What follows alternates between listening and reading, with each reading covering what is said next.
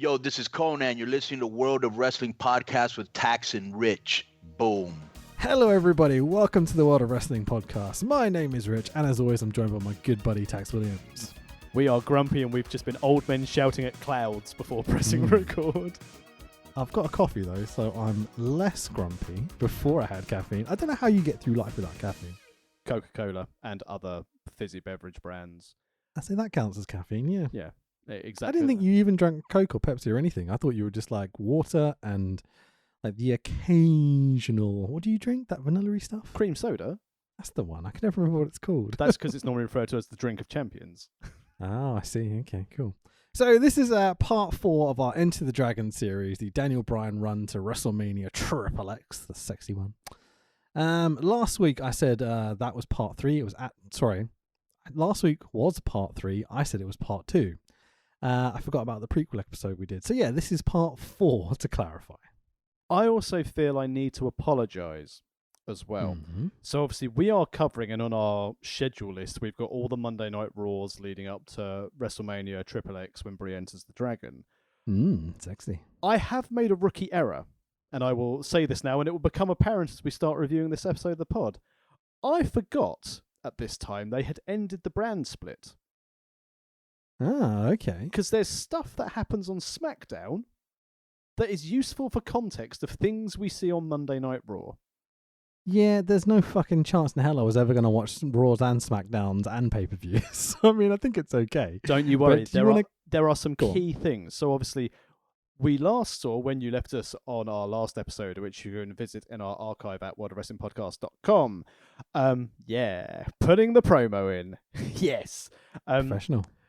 Yeah, so buy a t-shirt, go to amazon.co.uk, search World of Wrestling Podcast. Our t-shirts are fucking awesome. Boycott LDN Wrestling. They're a bunch of arseholes. That too. That's why I'm really grumpy.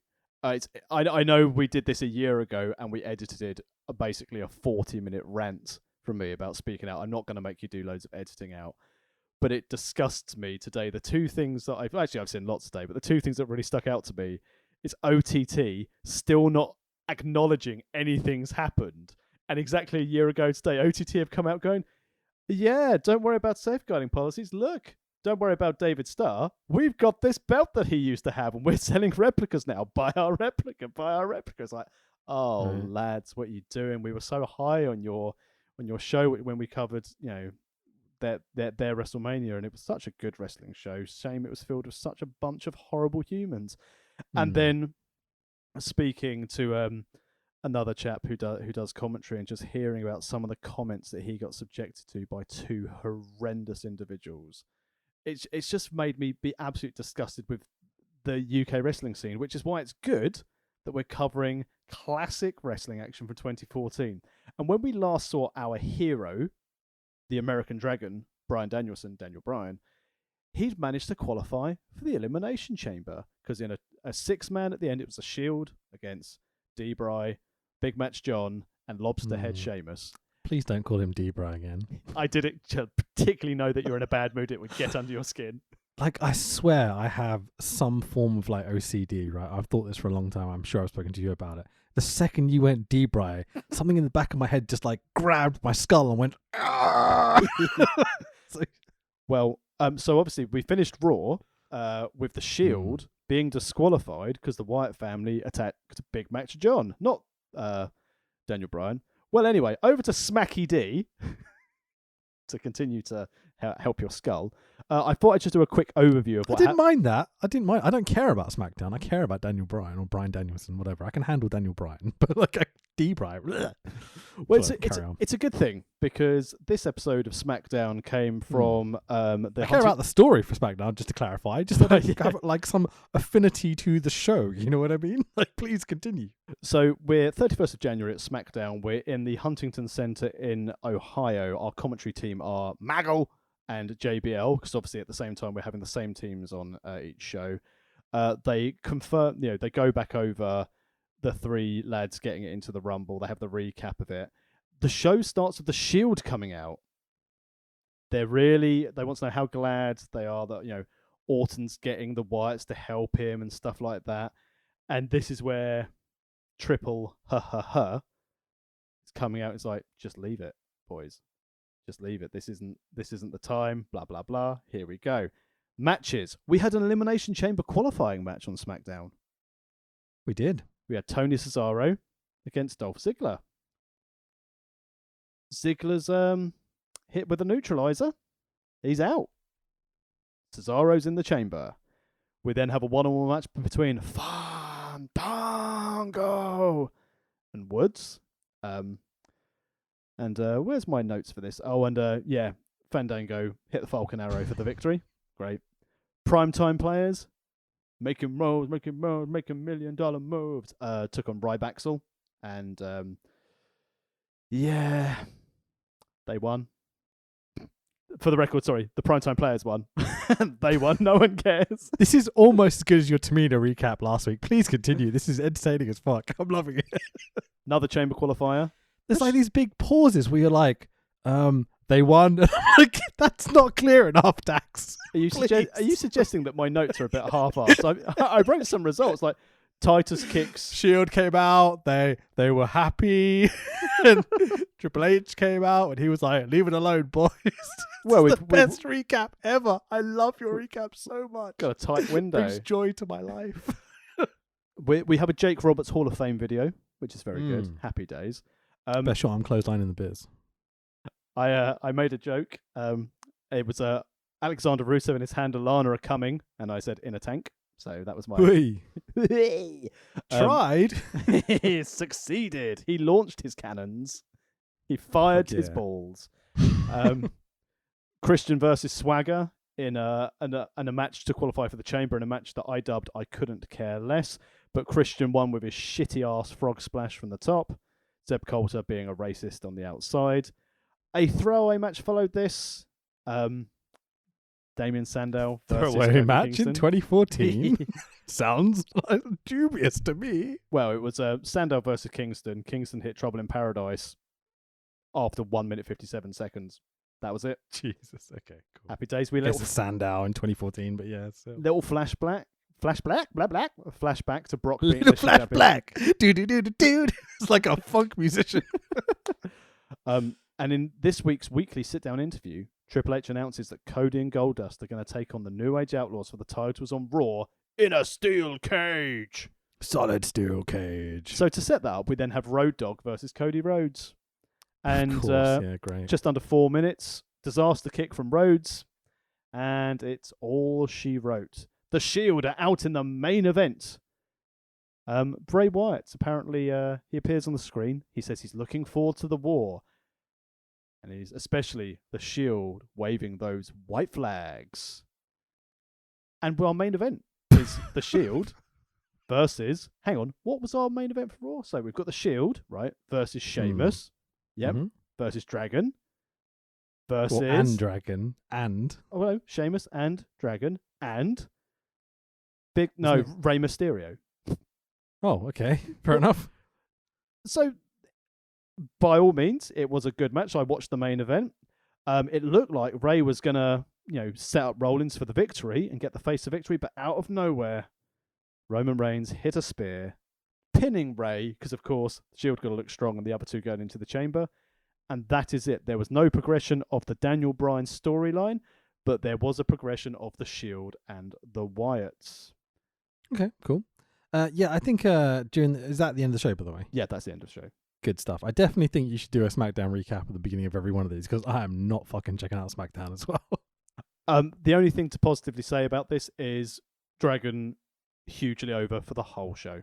That's literally it. And obviously we've got the chance of CM Punk, because it's now, he hadn't turned up on Raw, and now the chatter's got round like the IWC that Punk's walked out. He's walked out. Is he going to turn up? CM Punk. I wonder if we'll get any of that on Monday Night Raw, Rich. Indeed. Can I have one little request about your SmackDown reviews? What, actually take proper notes? No. I think the terrible notes are funny. I think that adds to the joy of our podcast. You don't come for the content, you come for us. That's what it's about. Can we have some more awful puns included in your recap next week? Awful puns? Yeah. I mean, I did a sex joke. You did. There was a couple of good ones in there. I had a little snigger behind here, but if you could just add just one or two really awful puns, then I think that will just really set it off. Yeah, but then what am I going to do with the rest of the podcast with my terrible attempts at humour that no one laughs at other than me? This stuff, So this is WWE Raw from the 3rd of February 2014. And one of the biggest problems with this show, getting off hot here, is that there's many attempts to be entertaining and funny. The problem is that everyone's sticking to the scripts, and the script writers haven't got a funny fucking voice between them. Wait a second, are you talking about the people who write the content for this show, or are you talking about the people who write the stuff for Raw? Yeah, exactly. Our writers are just not funny at all. This doesn't come across it.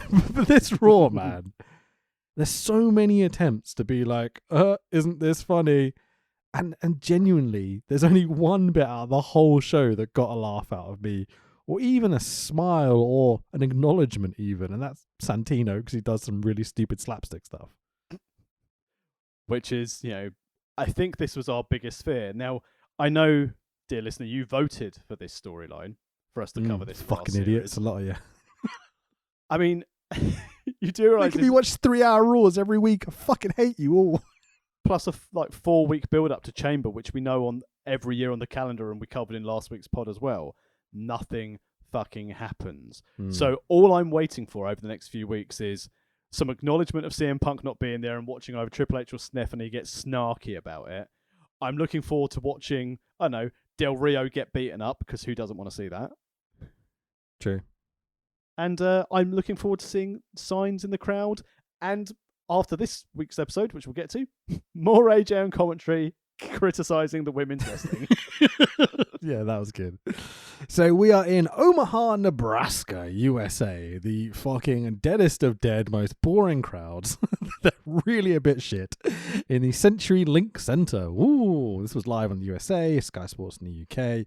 I watched on the network. I'm assuming you did as well. I did, and I also assumed they flew this exact same crowd in for NXT TakeOver in your house this past weekend. Very similar vibes. It's like they're there, they'll chant a little bit, but then in between the chants, it's fucking silent. And let's be honest, there's not much to write home about on this show, so I can understand why maybe they weren't the most visceral crowd ever or anything like that. But sometimes, a crowd can just be a bit fun, like a Chicago or a New York or a London or whatever. Nebraska, yeah, they're just kind of, it's like they've wandered in off the streets just to have somewhere warm to sit, maybe. I liken this show to like the old UK episodes of Raw before fans got a bit smarter. They just basically fly everyone over and think the UK fans would be so grateful just to have WWE there, they'd throw on any shit. This is like one of those old UK shows where they threw on any shit. Yeah, but the UK fans will make up for that a little bit. Well, they got better over time, because when WWE started touring on a more regular schedule, these guys, it reminds me of like, I think was it the Far Show, or was it Harry Enfield and Chums, where it's like, Mr. Dead, he lives in a box, he looks like a corpse, he's dead, of course. This is this lot. Nice reference. Yeah, I missed that show. I don't remember which one it was, because I used to get those confused. Friday nights, Saturday nights, Friday nights. I think it was Fridays. Yeah, but anyway, yeah, great show. Better than this. Fucking A. Then, now, forever. This week, I have mostly been eating Triple H's arsehole. Nice. No intro, cold open, fade up to the pan of the crowd. Michael Cole. Boo. Goes, welcome everybody to Monday Night Raw. Boo. The longest running episodic program in the history of the galaxy. He didn't say anything else. Don't imply that he did. I know that you're not saying that right now, but he literally says, welcome everybody to Monday Night Raw. That's his introduction. I'm like, yo, you're the WWE. Give me a story. Give me something to immediately link. But I guess they jump straight into Randy Orton's music hitting. Awesome. And here's the WWE World Heavyweight Champion with his 2 straps. Plenty of boos for Orton. He's not exactly liked. Cole tells us this isn't exactly breaking news, but Orton is in a bad mood. Like, okay. All the ladies had zipped up their handbags and he had nowhere to shit. He had to use a normal commode.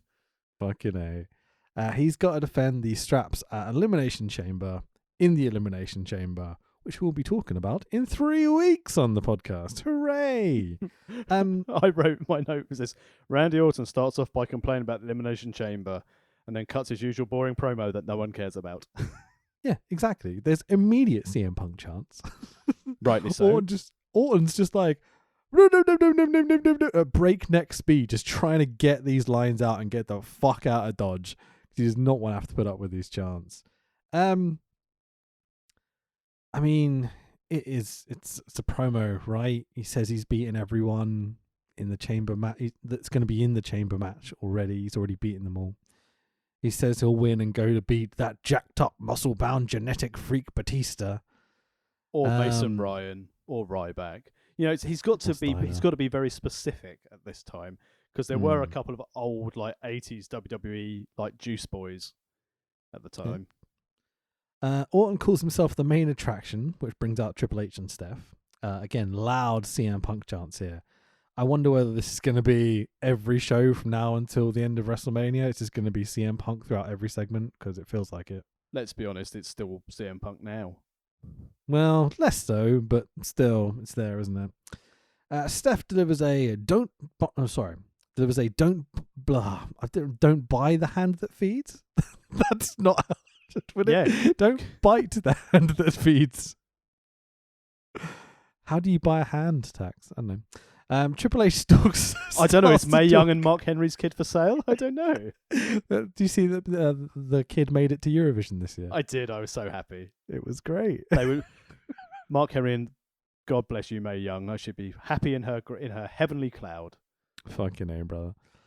Triple H starts to talk and explains Orton's career in one sleek sentence. We get it, Randy. We all know. They all know, referring to the audience. You come out here every week after week, and say the same thing. Like, brilliant. What a way to start. At least they're acknowledging their shortcomings. Literally says, you come out here week after week and say the same thing. We're like, yeah, don't point it out. He's the main event. He's the champion. I'd also note at this time, and again, by scrolling through SmackDown notes, this is a time where Stephanie was starting to train a lot, sort of putting bulk on as well, and she still looks outstanding, but the number of people online at this time who are referring to her as China Junior, it's not right. What? Because obviously where she was like adding muscle mass and bulking up, because she was doing like all the midnight training stuff with Triple H, posted a lot of stuff online at the time from memory. She was like getting proper, like really toned, really big muscle build up. Still looked unbelievable. I mean, this isn't meant to sound alluded, but she is a beautiful, beautiful woman. So to call her China Junior, I just didn't get it. I don't understand. This wasn't brought up to be like a China Junior. This was brought up to the people online are mean. Yeah, sure. I think she looks perfectly great. Looks stunning. I think there's definitely an element of the powerful woman character, and that I think she has stepped out of the shadow of Triple H in terms of grabbing a mic and cutting a promo for sure. I think she's definitely stepped out from behind her father. That's definitely for sure. She is pretty much the authority figure on these shows that we've seen and carries the most weight with her promos. I think she's great. I have a question which I noted down here, so it's a good thing that we've sort of delved here. Mm-hmm. We've always mentioned that like Steph has really learned from Vince to become one of the, if not the best promo in a business. Who do you think delivers a better heel promo, Steph or Vince? Heel promo, I would say Vince. I'd say overall, I think Steph is a better babyface than Vince ever could be. I think Steph is a very good heel as well, and Steph's very good at being neutral. She's good at coming back and being like that motherly figure that's just gonna like set everyone straight and start again almost when they need to. Vince is extremes. So as a heel, like I want my heels to be as extreme as possible. I want them to lie. I want them to cheat. I want them to be the worst. And Vince is undeniably amazing at that. I think Steph is okay at it, but she's much more of a manipulator than like a full-on lying bastard, screaming, crying child like Vince can be. I'd say Steph because I think she's got more consistency.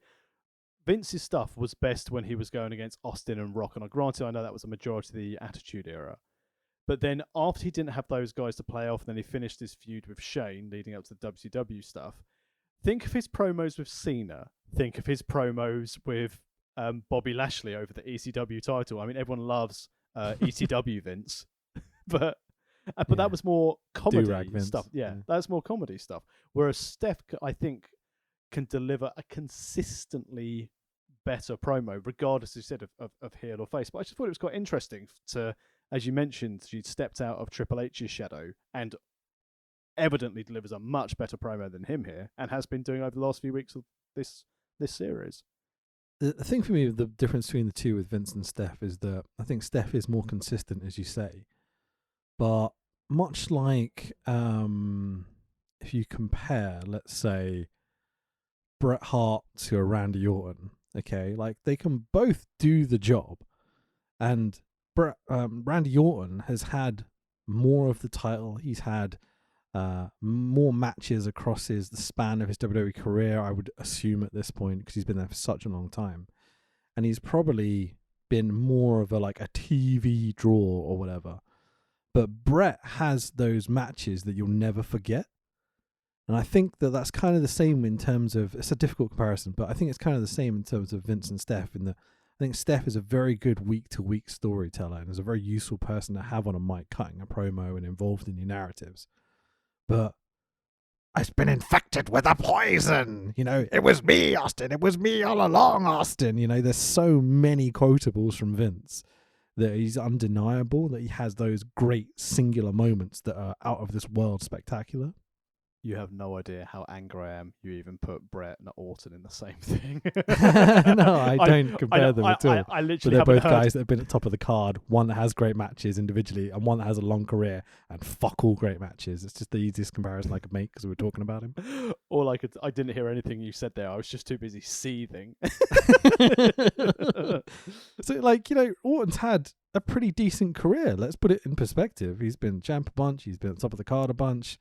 Maybe one 5-star world-class, however you want to phrase it, match. Has he ever had one? One.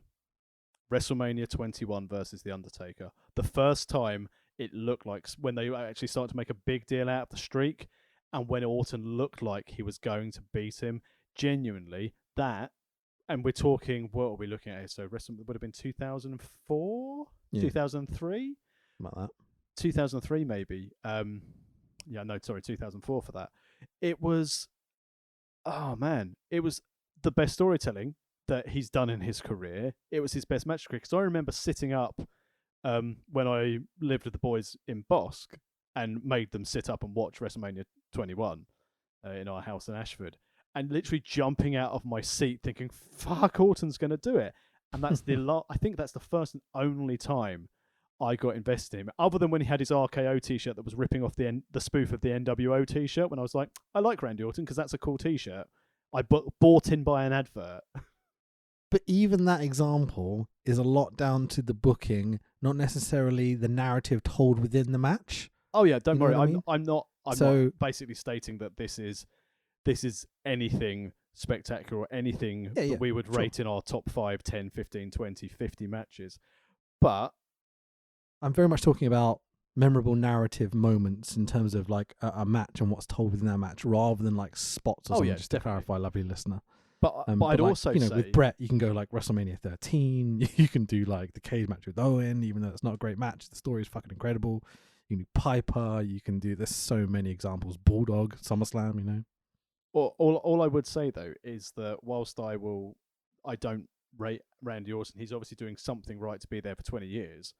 But I remember that moment with Undertaker kicking out at as they always put it, 2 3/4, as he managed to kick out from an RKO. That and Edge cashing in the first Money in the Bank. I think generally the last 2 times I got physically jumping up and down out of a chair, excited about wrestling. So again, it was a moment rather than a match, I think, for Orton. But that's the best one he had, and yeah, it's a bad example. Are you discrediting anything New Japan over the last 10 years or anything AEW over the last however many years in that? How do you mean? because there's definitely been moments with AEW where I've been jumping out my chair, like that box match with Omega and Hangman, where they started to tell the Hangman story. Just had me on the edge of my seat, and like when he grabs the ropes to the end, I'm literally standing on my seat going, "Is he gonna fucking do it? Is he gonna do it?" You know. I think So more. there's been moments like I think Okada and Naito had me there as well a few times. Yeah, because I mean, as I said on the pod before, I haven't religiously followed New Japan, so obviously not being invested in the storyline, it to me like Naito and Okada in matches like that over New Japan are spectacular contests. I think from a wrestling fan standpoint, who ultimately, like most people listen to this podcast, consider themselves quite smart. They'll go and read the news. They'll go and try and find things out. It was the last couple of times I was genuinely surprised. I think obviously Lesnar, the Lesnar situation, when Lesnar coming back after the Rock Cena at Mania, I think was like, fuck, I didn't spot that happening. But yeah, I mean, AEW is a different league because you enjoy the match. So like Britt Baker and oh my god, Thunder Rosa. Thunder Rosa, thank you. I don't know why that slipped my brain. That match, some of the It's not spots been on TV for there, the last 4 weeks. That's why. some of the matches there, some of the spots in that match were incredible. But I think from a WWE standpoint, yeah, that they're the ones as a fan, and then Punk, Money in the Bank. But not much, is there, when you when you look back? Yeah, I don't know. Like it's just it's quite a statement to say that you've not stood up and enjoyed wrestling for that amount of time. Like I definitely have myself, but I just wanted to make sure that you weren't just completely burying yourself. I think for the genuine reaction. So, like what we're going to get to at the end of this series, whilst I anticipated there was a chance WWE could like cock things up, it was always a good feeling that it would happen. It's like Dragon versus Kofi, because of the build for that. It was almost I was happy to see Kofi win, but because I sort of expected it. Whereas the Orton Undertaker match, I didn't expect that. Edge cashed in the Money in the Bank because it was the first time anyone had ever done it, and he cashed in after New Year's Revolution. I was like, this is incredible stuff from a, I say moment rather than match. Then might be the best. It's weird in that I have absolutely fuck all regard for that match. I didn't care at all. I knew Undertaker was going to win, so I'm very interested to see you say this. It's very, very interesting. Maybe I need to go back and watch it sometime, but. Don't. Anyway, Triple H goes on to say, it makes us begin to wonder if there's not something to all this, Randy Orton. Maybe we should consider putting our faith in someone else. And you're like, ooh. And the crowd start to do yes chants, because obviously Dragon's the guy right now. Steph tells Randy that over the next few weeks, Orton will face all his competitors at the Elimination Chamber in singles competition on Raw. And I'm like, can she do that, Joey? Firstly, there's 5 other guys in that match, right? And only 3 weeks of Raw left. Meh. I know they're going to spread it across SmackDown and stuff as well, I imagine. Or is he going to be doing double duty? Who knows? We'll find out. So did Dawn Marie. Indeed. Why Dawn Marie of all people? It's the only Why are you picking on her? I don't know. She killed Brooke Al Hogan Wilson. was right there. Dawn Marie killed Al Wilson with sex. That's a fair point.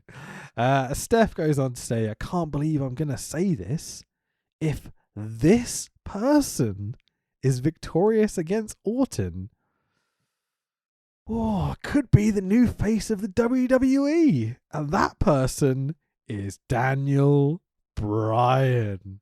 Triple H even does a quite slow and weird yes chant, sticking his fingers in the air. And I'm like, intriguing stuff, Mr. Tax Williams. I like this because we're following on from the pre-Rumble Raw where Orton knocked down Stephanie. So already they're teasing that dissension in the Authority. Big match, John's nowhere to be seen. Wasn't that the end of the Ascension ceremony? Yeah, remember when they had the massive ruck? And wasn't that like November? Yeah, but they've been teasing it. So I'm trying to 4 give months ago. 3 months ago. No, 4? it's not. No. It's like 5-6 weeks ago. Okay. So I wonder why there hasn't been any of this in between those days. You know, it's like they've suddenly gone, our plan isn't a good idea. Let's go back to what we were doing last time, where the crowd actually cheered for something. I mean, I'll just throw back to Paul Heyman's comment at One Night Stand. Triple H doesn't want to work Tuesdays. And that's why nothing's happened on SmackDown. So it does seem obvious that WWE have now turned the corner and involving Dragon in these kind of main event picture, because this is the first time they've been like, maybe he could be the face of the company, even though they're kind of like a heel faction still. But it's kind of weird that, because maybe it's just because we're in Omaha, Nebraska, and the crowd aren't as into it as much as, say, Seattle or wherever other places we're going to go to. But now that Dragon has become the focus, it's kind of weird that he's a bit less over on this show than he has been. I do also wonder, because again, I came across Dragon tail end of his ROH run into NXT. Obviously, when he's starting to get near the top of the PWI 500 and you start looking online, see where they are. How weird is it for you at this time? And I know obviously he's held the World Heavyweight strap at this time. How weird is it for you, who's followed him for a prominent part of his indie career up to WWE, to see him in this main event picture? Like, finally being accepted into it. Legitimately, I've expressed this to you before. I thought he was the greatest wrestler in the world before he joined WWE. I knew he was always the greatest when he was working for WWE and getting buried and all that sort of shit. So to finally see them kind of inching him into that main event picture and the fans kind of forcing that over the line and then getting to this point, I can vividly remember all the emotions I felt rewatching this show. And all I'm thinking in my head is, give him the belt, give him the belt, give him the belt, give him, because I know that he can have good matches every single fucking week, no matter what. And that's what you want in your champion. You want them to be able to tell a story with nothing. And that's what Daniel Bryan is the very best at doing in the entire fucking world. Agreed. The emotion he evoked was something completely different that we hadn't seen leading up to this. A lot of people will compare Dragon's rise here to Punk, but the way Punk did it and the way Dragon did it by the fans going, no, he deserves to be here, he's that good, and Dragon basically working his tail off to prove how good he was, whereas Punk cut a astronomically good promo and then the fans turned around and went, what? Yeah. Who's this guy leading Nexus? They've both got promos under their belts. They're the ability. They're both really, really good in the ring. Dragon's better, but they're both sort of really, really good in the ring. The thing that's different, in my opinion, is that Punk has a match that he does, and he knows how to sell. Daniel Bryan develops during a match, and he can read a crowd like a Jake Roberts or a Macho Man Randy Savage could read a crowd and suddenly change up the plan, change up whatever. Maybe Macho was a bad example there. But you know what I mean? Like, there's guys in this industry, like Stone Cold Steve Austin's a really good example. It's like he knows what the crowd want in that moment, in that time. Like, later on in this main event, there's definitely a bit where Randy Orton takes control and you can hear the crowd just die a death. And Dragon just has a little comeback here and there and gets them bigger and bigger and gets more of a comeback to know, to build up that crowd. And just as that crowd's peaking is when he takes over. And that's not like a planned thing, you know, like I don't think you can possibly plan to do that. He is the master of shine in a big way. He's the king, man. He's the very best. So we get a quick replay of the Old Age Outlaws when the tag starts, blah, blah, blah, blah, because Brock interfered, so the Rose Boys will get a rematch. Now, solid steel cage, and there will be no escaping the cage tonight. Ooh. That defeats the fucking object of a cage match then.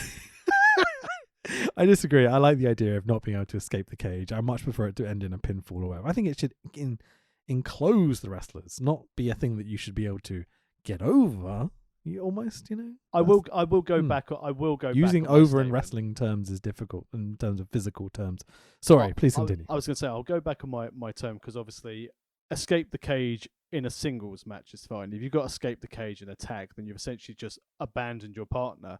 They did one of these in the WCW, the Alliance run-in, didn't they? When they had, I think it was Kanyon and DDP, and Kanyon escaped the cage and just left DDP with Kane and Undertaker and just beat the shit out of him while Kanyon was on the outside going, I'm not coming back in.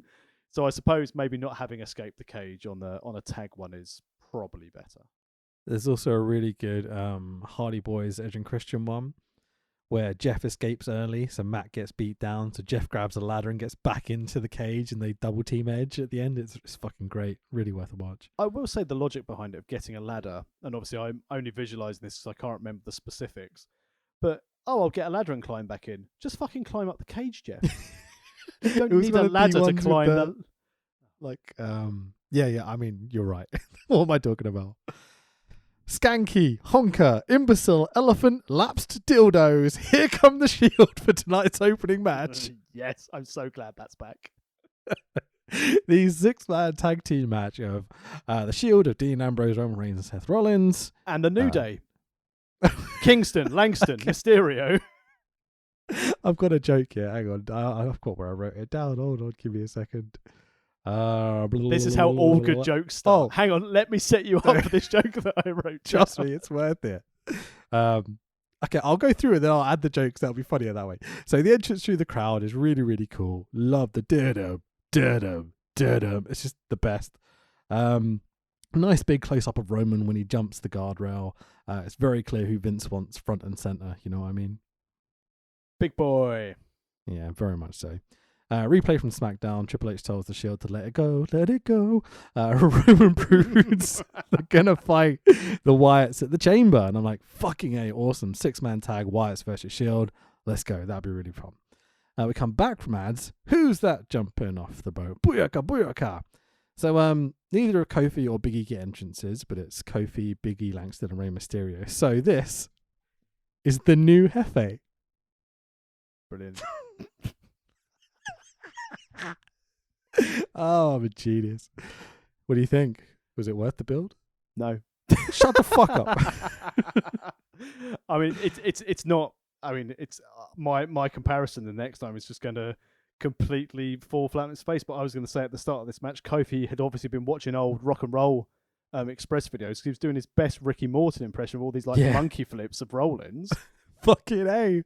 All match, he's talking shit, running back and forth from the turnbuckle, getting heat and everything. Like, he's full Ricky Morton in this match. It's great, man. Even the little cell with the hand reaches and stuff. Love it. He's wearing a Joker gear as well. It looks pretty cool. Booyaka, booyaka, no one cares. Booyaka, booyaka, main event this Sunday. Man, Ray at this time is like, I'm not bumping for you. Like, at all. His back, his hip, his leg, his ankle, everything is just like, he's got 2 eyes, as you said last week. But, yeah. When's he going to grow that back? Because... Was he going to grow his eye back? Because I'm sure, I mean, at least Tommy End was kind enough to continue to wear, like, the glassy, like, the smoky contact to make it look like his eye was still gone for the whole of his run before they, foolishly fired him. But, I mean, fucking hell, from Rey Mysterio, as someone who jokingly one session wore my Super Felix Jr. mask, wrestling in a mask is fucking hard.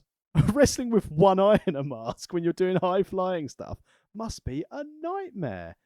It's okay. He's got mirrors and stuff. He'll be fine. He's not trying to drive out. He's not trying to drive out of a fucking driveway on a busy road. I've got mirrors. Paul Daniels, mate.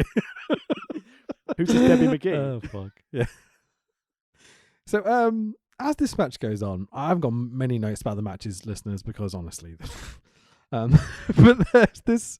Whenever Roman tags in, there's definitively like this little kind of rumble in the crowd. Did you notice this? I thought it was my stomach, but maybe it was the TV. It's like, there's a pop for Ambrose, there's a pop for Seth, there's a pop for Ray and Kingston and everyone else. But when Roman gets in, it's like people go, ooh, like he's... No, you did that wrong. It's... But it really feels like there's some special momentum building here. Let's hope they don't screw it up over the next 6 years, eh? Well, they had him at the Rumble. People were getting right into him at the Rumble, where he became the guy to eliminate more than Kane. Was it 12 people he eliminated? So he's already got got the push behind him. But yeah, he's certainly a lot better now, isn't he? Oh, the heel character. It's godly. I wish there was something else on the show to write home about. And it does starting to get a little repetitive. They need to be very careful here. Need to give him something to do. I can't remember if I mentioned it's still very good. I can't remember if I mentioned this on last week's pod, so apologies if I'm repeating myself. I'm getting very old and tired and grumpy in my old age. Yeah, that's fine. I've come to the realization this is the first time since I started watching wrestling when I was 6 years old that I don't know who holds all the belts in WWE. Yeah, it's because the shows are terrible. But seriously, so I think, okay, so mate, I work for Wrestle Talk. I have no fucking clue who's holding the belts. I'm gonna try and run it through. So Universal. What time's your meeting again, by the way?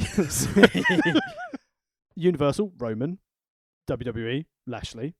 Yes. Okay, so I've got that as a good start. Let me try and do the next ones, and let's go back and forth. So I'll do the mid cards, I guess. Okay. So who's the US champion? Is it Riddle? No. Is that Sheamus?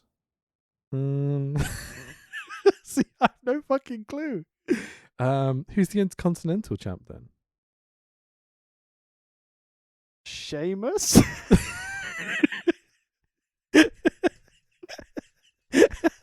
I'm gonna look it up. WWE champions.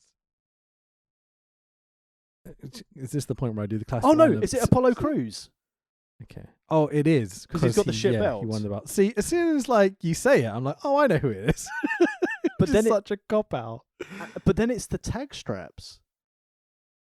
Okay. Let's just check who the US champion is before we go too far. Yeah, it is Sheamus. Wow. Didn't he just come back? No, that's on this show. I'm losing track of dates and times and stuff. Okay, let's do the women's champions first. So it's Rhea Ripley and Bianca I know the Belair. other one. Thank you very much.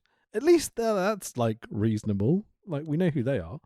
Yeah, and they've Right. definitely booked Bianca well. I think it's just that she had a good WrestleMania match. I remember it. And I remember that it's not Charlotte Flair that's the champion, so it's the other one. Looks a bit like Charlotte Flair, It's like the closest they could get at the time without having Charlotte Flair. That'll change this weekend, but whatever. Vince McMahon had a look at her promo shots when she looked like Charlotte Flair when she went into NXT and gone, yeah, get Charlotte's stunt double, give her the belt. She's with Andrade. We can't book her anymore. Fucking hell. So in terms of tag champs, I bet you can do the SmackDown ones first, because they have had some story recently. It's difficult because I don't really book them as a tag team ever. I'm gonna throw it as the Street Profits. No, they're more relevant than that. One of them is in quite a big match this weekend. The Mysterios. Yeah. The first father-son tag team. Oh, fucking hell, no one cares. Okay, the Raw ones, I don't think you're ever going to get. I think we could sit here for half an hour. I don't think you'll get them. Wait, I do because they won them at Mania. It's They AJ did. and the big lad. Almost. Okay, we're cheating now because we remember WrestleMania stuff because we watched that and we paid attention because it was good. They had fans and stuff. But yes, you're right.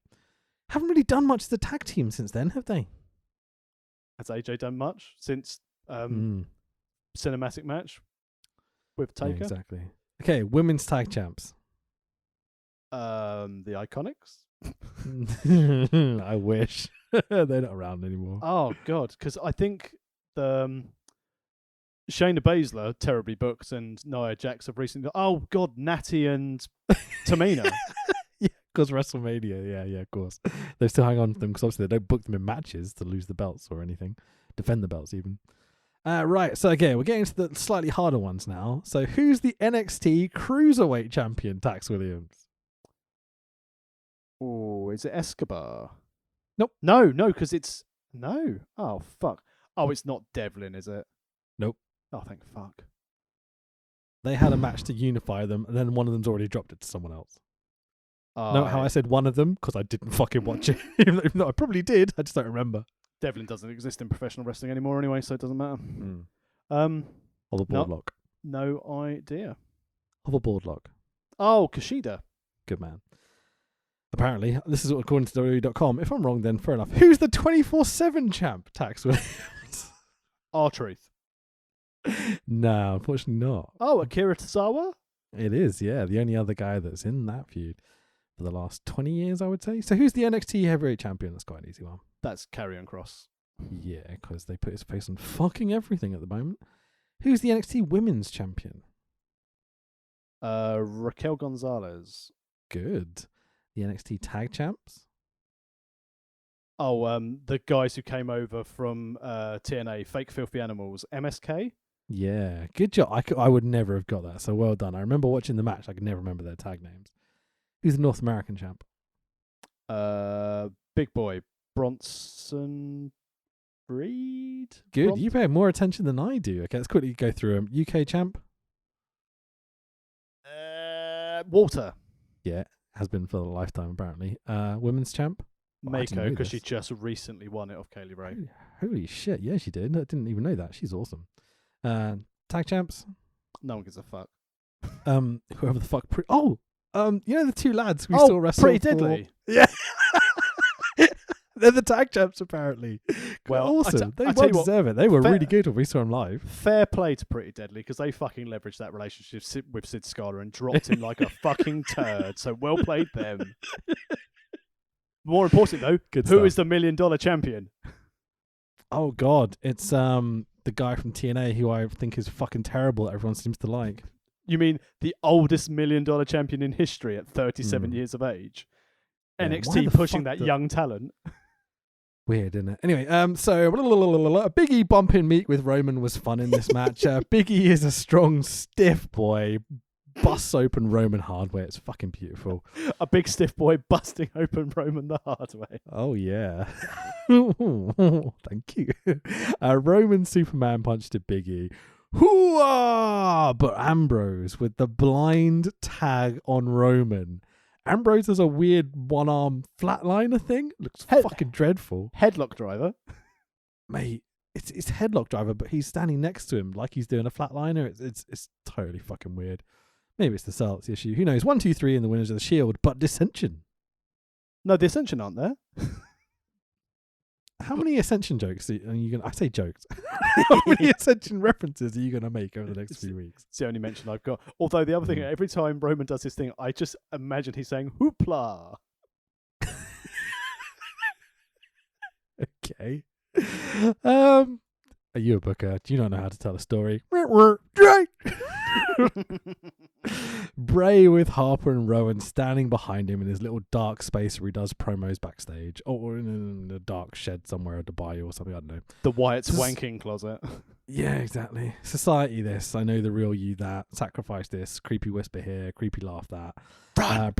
Brody gets a line. That was good, even though it was a badly scripted line. But you know. Question. I see him, Brody. Brody's awesome. Yeah.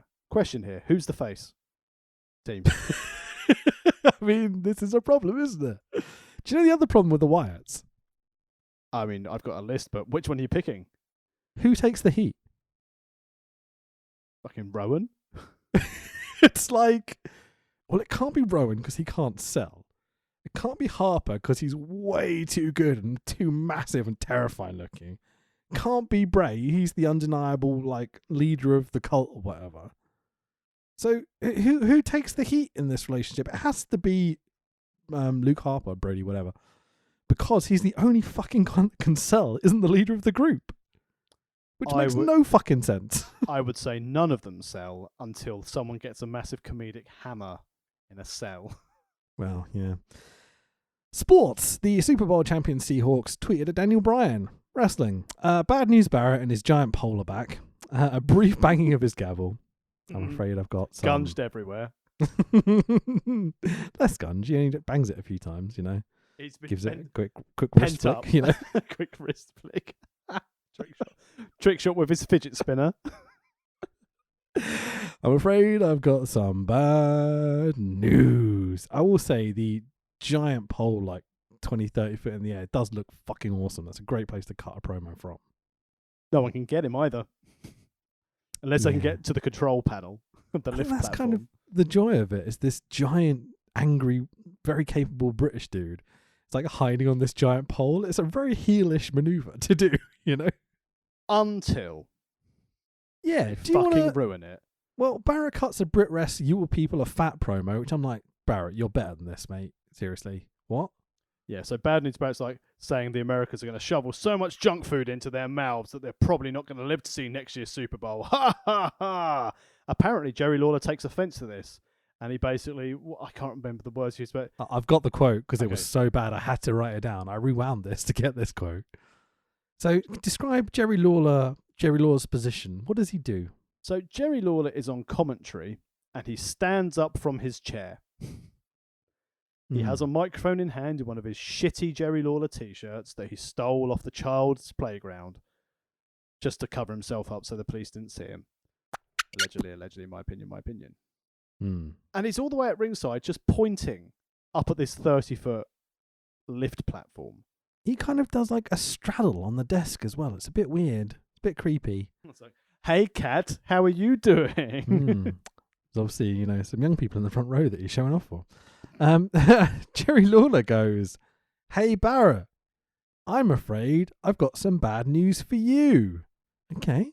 Turning his own catchphrase against him. Let's see where this promo goes. He continues. "Hopefully next week you won't be around."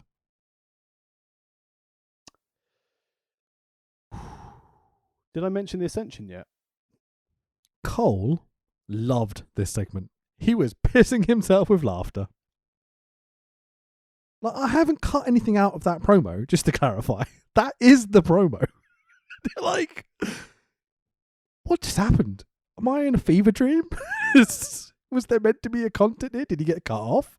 What the fuck has happened? He might well have gone, I'm rubber, you're glue. Boing. Like, they're not even in a feud together. What the fuck is this? They're both heels as far as I'm concerned. But are they going to feud now? I can't remember if this happens. Are we going to get Bad News Barrett versus Jerry Lawler? I mean, WrestleMania is coming up, Tax. Jerry Lawler gets to go against someone who's capable other than Maggle. Boo. Jesus Christ. So Cole tries to educate the Americans how to use a phone. It's a lost cause, lads.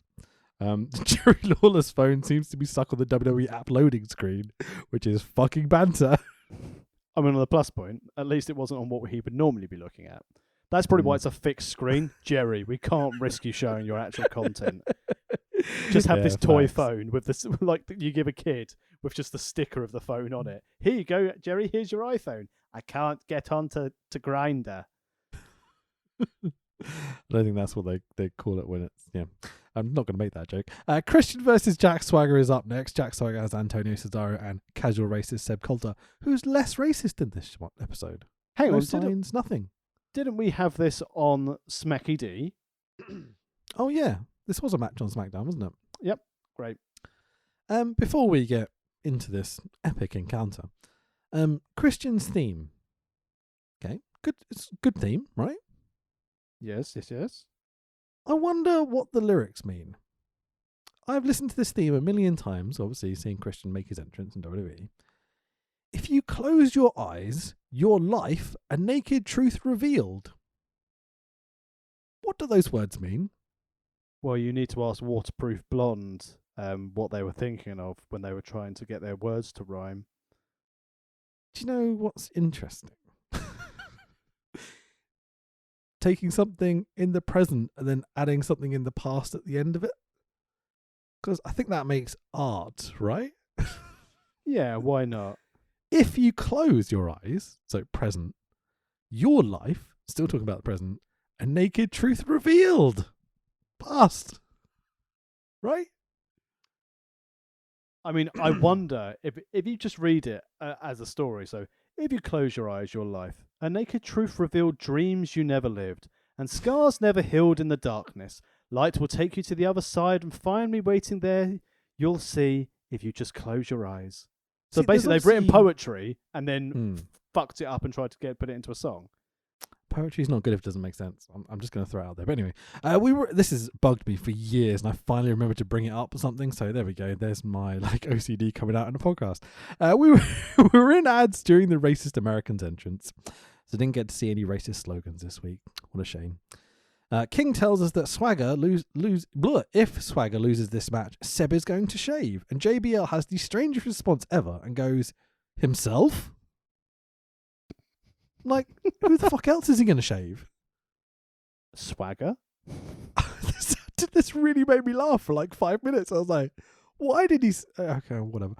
Commentary are endlessly talking shit about this and about anything that isn't this match during this match. Then they just absolutely bury Christian for the last 2 or 3 minutes of it. It's fucking awful. It's really bad. Terrible match. I would say the commentary is terrible. The finish is pretty fucking good. Yeah, but the thing is though, I do enjoy a middle rope, a sunset flip from Brett's rope, but yeah, it couldn't save this match for me because where are the stakes? Yeah, it's there not is like that Christian's issue. matches, and I know obviously your colleagues at Rest Talk have obviously been posting things again about Vince sort of now wanting matches with big, juicy, meaty steaks attached to every single match, which is why Jeff Hardy's going to retire to Cedric on a Raw. But illogical stakes, but still stakes, I guess. Yeah, steaks with sauce or chips. That would be better. I'd prefer to see Vince eat a steak. I think it'd be funny. God damn it, Linda! But this match just did nothing for me. Like Swagger catching Christian the Patriot lock, wriggling free. It's just not enough time, and they've obviously can't work brilliantly together because they would have done the same match on SmackDown. So no interest because there was nothing really to sing home about, really.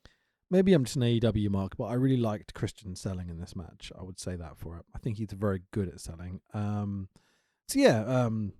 The sunset flip out the corner, jumping off Brett's rope for the 1-2-3, but Christian to a little kind of roll up thing, really cool. Keeping him strong for the chamber though. So everyone who's in the chamber has won. So this is good. Kind of continuing the Jack Swagger keeps fucking up for the racist Americans. The Sib Cola is getting more and more frustrated. Remember, he slapped him last week. I know it's brief moments, but it is some continuing story at least.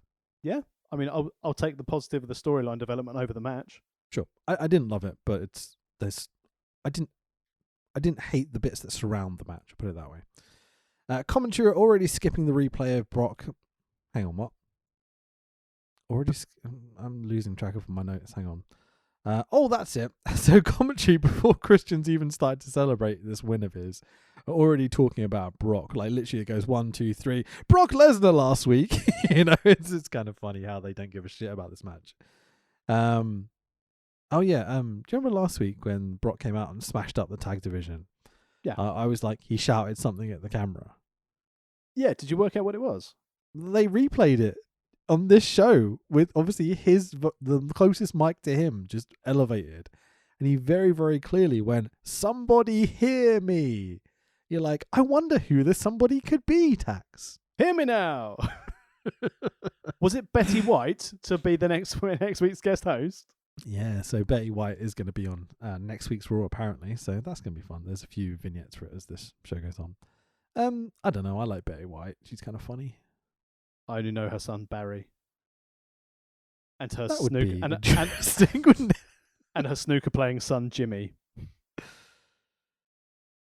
Last name puns, yeah. Sure. Jokes, not sure again. He's the whirlwind, Jimmy White.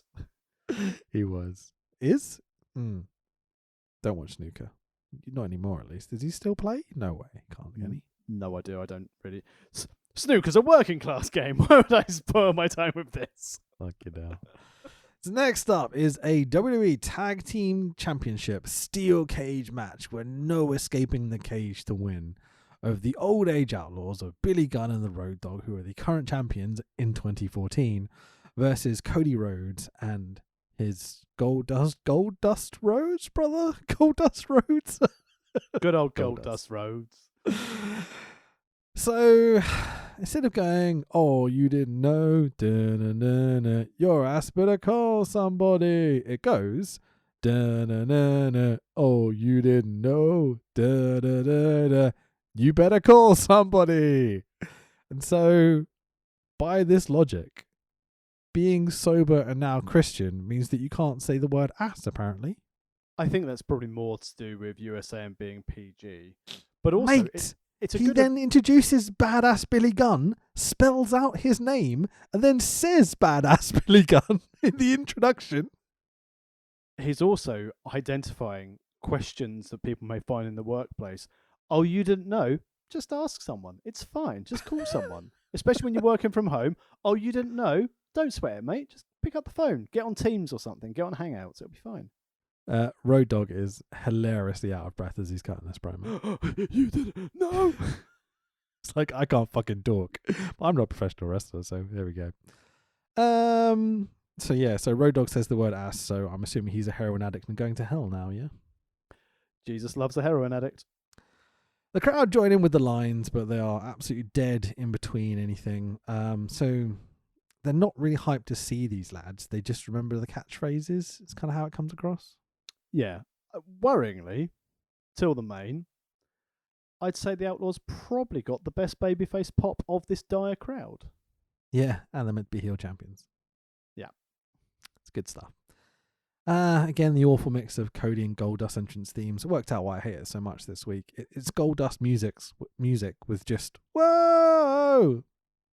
The fucking mirrors! There's none of actual Cody's music in the theme. No, but, Cody doesn't even main event AEW now. He lets his brother do it. So it's all right, because Cody's got paperwork to file. Sure. Do you want to go and, are you gonna rest in the main event, Cody? Nah, you just go against the big lad in a bull rope match. It'll be fine. What? Yep, you can main event. It's fine. It's fine. Just off you go, Dustin. I've got business to do. So we're going to put the young kid over, are we? Dustin? Oh, he's already gone out to the ring. He said we're going to call it out there. Oh, sorry, Nick. You're not going over. Yeah, it was an odd one, wasn't it? I didn't quite get it. Fun match, though. Yeah, I didn't hate it. I didn't love it either. Like, this is AEW. Like, there's a certain standard, I do like Nick. Is it Nick Comarato? Have I probably butchered his surname? I just love I've him. heard that name. I know his face. The guy with the big hairy guy with the lots of hair and the big muscles and stuff. He's the berserker. He's the berserker. I fucking bloody Hoss, love it. Hoss. Yeah. Not his gimmick, but still. Can we talk about these ugly fucking tag belts? Yes, we can. Aren't they fucking disgusting? I've never hated belts more. They're copper. They've got fucking stupid Roman helmets on. They're just the worst. I tell you what I have decided to do, though, this year, and I did put it out on Twitter earlier, actually, before we started podcasting.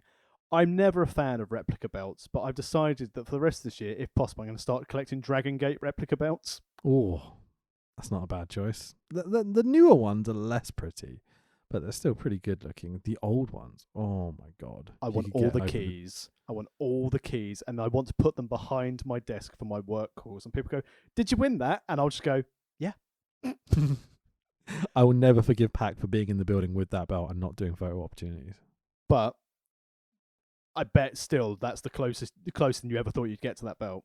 I got to see that belt in person. That's Yeah. a fucking glorious moment. I remember Pac came out. I was happy that Pac was back on the indies. It's been a long time.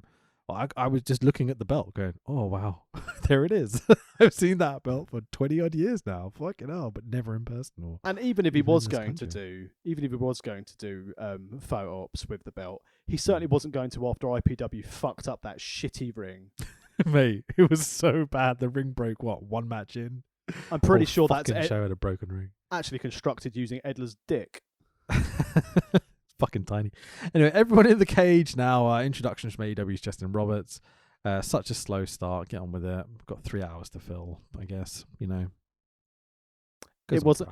I mean, the thing that bothered me most here, among many other things, like Goldust freaking out Road Dogg, so he tried to escape through the door. So establishing the rules are pretty dumb. Oh, I'm gonna get out of the cage door. It's like, fucking hell, Road Dogg, learn the rules. You can't leave the cage. Yeah, sure. So, I have a question. Was it an over-under on how long the CM Punk chant started?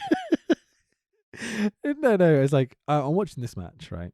And the question I have for you, Tax Williams, is what is the point in a 10-second skip forward button when the network freezes for 12 seconds every time you push it? I will also counter your question with another question: how I watch the network on my smart TV, because I don't like watching things on computers because I've got old boy eyes. Why is it every time I start watching a program WWE, it buffers, and it says, "Oops, there's a problem," and I have to then start again by watching every fucking video, literally every video. Earlier, when I finished watching this episode of Raw, I had like 20 minutes of it left, so obviously, luckily, the network's very good. It remembers where your last viewing point was. And I put it on. And it was during a match we haven't spoken about yet. And it was like, dip, circle. Oops, something went wrong. And audible from me just going, oh, fucking hell. Still better than Peacock, but anyway. Still better than fucking Fight. Yeah, Fight needs some development, that's for sure. They need some fucking mods in their chat. Oh my God, it's so bad. There was fucking swastikas flooding the chat the other day. It's awful. CM Punk. So these boys have a pretty boring tag match that also happens to be in a cage. It's almost like they forgot they had a cage to work with. I'm being really fucking serious. Did they use the cage once apart from the finish? Only the finish, but that's classic. That's classic gimmick match. Save it to the end, boys. Save it to the end. This is some Smoky Mountain bullshit. They have the bullshit with Road Dogg semi-escaping the cage and stuff. Like, okay, yeah, fine. But like, I don't remember one person being thrown into the cage at all this entire match. No, they didn't use it as a weapon. That's because they don't have a heel or face dynamic. The faces can't throw the heels into the cage because that's heelish, and the heels who are actually faces also can't do it because they're getting a face pop and a big paycheck. I suppose the only thing is... I think you're adding way too much logic to this. It's a cage match. Throw the dickhead in the fucking cage. It's a cage match. I think it's that simple. I suppose Goldust going for the crossbody and going into the cage, that's the only thing, which then led to a breakout of like "We Want Punk" charts, and then it faded to black. Don't know, I probably skipped it. Disaster kick to Billy Gunn in 2014 only gets a 2, and I immediately audibly went, for fuck's sake, what? Okay. But Cody starts eyeing the top of the cage, and like, uh-oh. Cody goes to the top of the cage. I mean, the tippity top, the same side as the hard cam, facing the hard cam. It looks fucking awesome. Cody throws himself into a Kurt Angle-esque moonsault off the top of the cage. Not as impressive as the AEW one because that cage was fucking massive, but still in 2014 this looks really, really cool. Road Dogg is there to catch him, or not in this case. Needs more Murder Clown. Cody Rhodes. Can we do a drum roll, maybe? Brrr. Cody Rhodes. He needs a Murder Clown very, very badly. This was fucking diabolical. As we've always said, I mean, at least Murder Clown can catch Aerostar falling from the roof of a venue. The least you can fucking do off a 17-foot high steel cage is catch the son of a plumber. Road Dogg is a piece of shit. Oh, you didn't know? Holy fuck, man. He literally sidesteps Cody to avoid catching him entirely. He's right there. He's literally going to fall onto him in a position where he can just like gently lower him down, even just having an arm there to somewhat break his fall. But he just kind of moves to the side and goes, whoopsie, as Cody slams into the fucking mat from the top of the cage. I'm like, what a prick. And just to fucking put the cherry on the cake here, Cody's standing up going, oh, Billy Gunn gives him a favour, sir, because fuck you, 1, 2, fuck this company, 3, the Old Age Outlaws win for some fucking reason. What? You guarantee backstage after this, Road Dogg and Triple H like, see what we did to the young guy? Also, what did that guy do to Ahmed Johnson's dick? His tag team partner, he touched him up. Yeah, see what we did? Every week. Fucking hell. Just to emphasise how much of a twat Road Dogg is in this situation, particularly. They replay the cage dive from a few different angles just to make sure you see Road Dogg not catching Cody, or Cody hitting Road Dogg with the fucking moonsault. Makes Cody look bad, makes Road Dogg look like a prick. They pin Cody straight away off of this amazing spot. Where the fuck is Goldust? Gotta protect Goldust. He's the next big thing. Hey, Tax. Hey, Rich. What's a wrestling match you've always wanted to see? Well, I really hate Nick Gage, so I love the fact he's wrestling Long Island Ice Z, Zack Ryder. And then I really love someone. I want him to wrestle a guy who flies all the way to the Kingdom of Saudi Arabia, who runs as fast as he physically can down the ring to get into the greatest Royal Rumble, stacks it, and literally slides under the ring. If someone could just give me Titus O'Neil from the Primetime Players against Zack Ryder from Shit Wrestling Academy, I would love to see that match. Well, you are in luck, my friend, because next up is Zack Ryder versus Titus O'Neil. Titus turned heel on his millions of dollars tag team match, friend, whatever, Darren Young. That was the name of their tag, right? Millions of dollars, because that's what they said all the time. That's the one thing I remember them for. Millions of Primetime dollars. players. Millions of dollars. No, they're called the millions of dollars tags. Get it right. They say millions of dollars over and over again. That's their gimmick. But they're the millions of dollar mans. Millions of dollars. Millions of dollars. Who's that twat on NXT again? That's the $1 million champ. I think you'll find he's L.A. Knight. You know, DMD. L.A. Knight. DMD. Good. L.A. Knight. Cock. LA Knight might be the worst fucking name for a wrestler I've ever heard in my life. It sounds like he should be a dickhead at medieval times in Los Angeles. Well, based on his wrestling family, he probably is a dickhead if he's part of the Knight family. Oh, took me a second. I'm like, I put two and two together. I know British wrestling. So Tax, could you? There goes another this? booking. I wouldn't want to get booked by them. Don't worry about it. Ask Tax to go through this epic encounter. Is a note I have here. My first note here is Zack Ryder's still alive. Mm. Newly healed Titus O'Neil dumps Zack Ryder to the outside, slams against the ring barrier, while The Miz makes his way, just strolls down to commentary. Miz complains about not being on Raw. Well, he's on commentary, so he's on Raw. While Zack Ryder gets basically kicked the shit out of. So you have this moment where Miz comes out, right, and is just burying Ryder and Titus on commentary. Newly heel turned Titus. And I'm like, eat your heart out, Scott Hall. This is how you do wrestling. Ryder managed to fight out of a big old bear hug. Love a bear hug in 2014. Hits the broski boot. But Titus catches him coming off the top and then hits a backbreaker before hitting Clash of the Titus for the 1, 2, Thrizzly 3. Total squash match. So gangster. You know what WWE Network needs? A skip 10 seconds button that doesn't crash? Yeah, just a skip to the next chapter button would do, you know. Crowd couldn't care about this, could they? Oh, sorry. Huh? I was going to say, crowd couldn't care about this match, and neither did I. Literally the definition of filler. What the fuck is the Miz doing out here? Why is he burying these two guys? Why are these two guys even wrestling? Who gives a fuck about any of this? Like, in any way, shape, or form. Like, it's terrible. Hey, Rich. Yes. You know what used to be really good during the Divas time? Other than nothing. Go for it. You know how they used to always get them to do, like, sultry dancing? Mm. I think it's only fair that this shouldn't be just for the ladies. You know, in 2014, we're all about, you know, equality. So what I really need is a Still dance calling the women's off. wrestlers divas, just to throw it out there. At this time, they were divas. Yeah. Where's the women's tag division, by the way, in 2021? Where's the women's division in 2021? Who cares? Let's just move on. It's in NXT. It's all moving across to AEW day by day. I promise you, it's all going there. Hey, Mickey James Please is continue. doing an all-ladies show for Billy Corgan's NWA. That's fine. It's true, apparently. Yeah.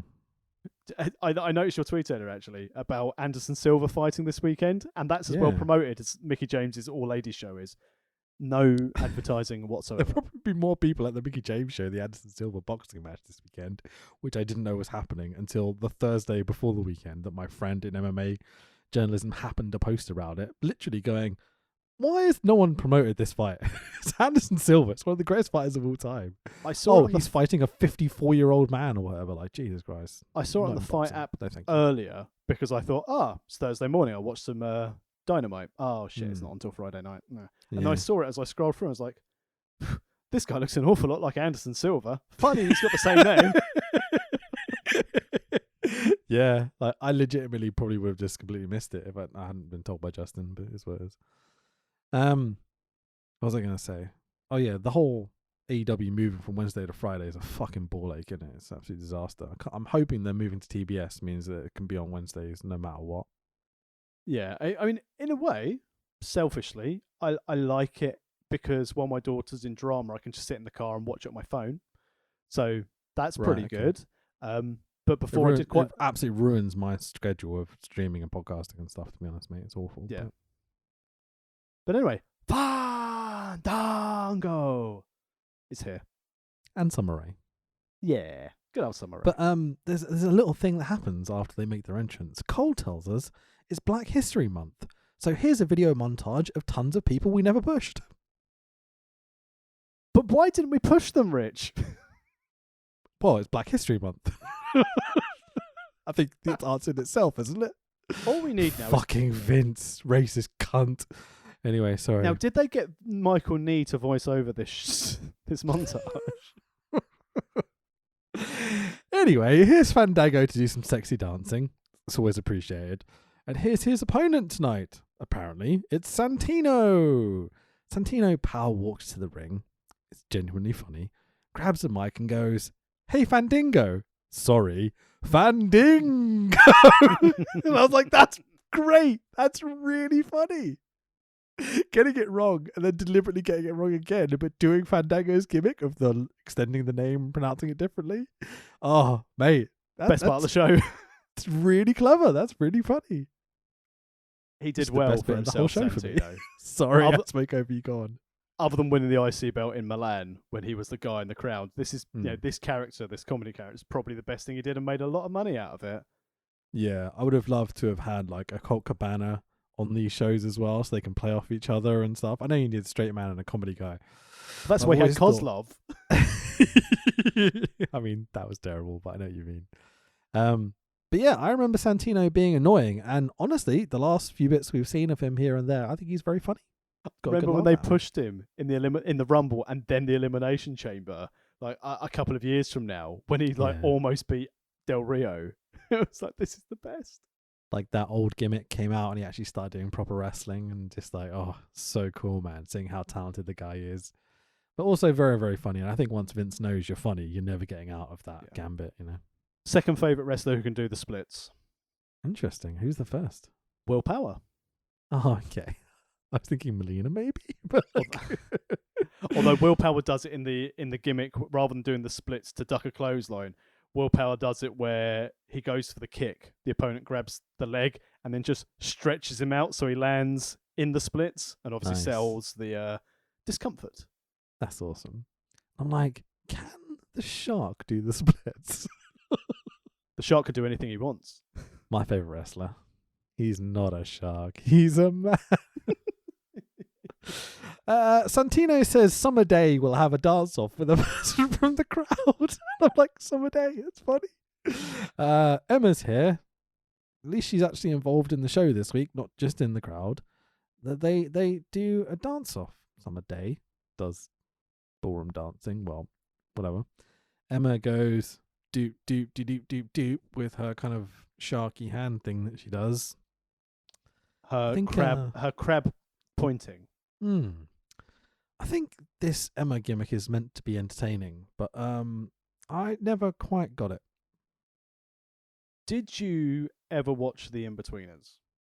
Yes. So the episode where Will goes to the gig and takes drugs, and at the end his hand's just flipping up in Ambulance, mummy. the air. Yeah, this is what Emma's doing. Yeah, it's a funny fucking episode. I love that show. So good. Emma is the winner. We'll I've just got to move go on. and throw up, and then we'll come back. I didn't make it. Oh, okay. The best lines, man. I'm thinking about the next episode as well, where they go to the university house. just Why? the Why best did you say? Why did you say bum then?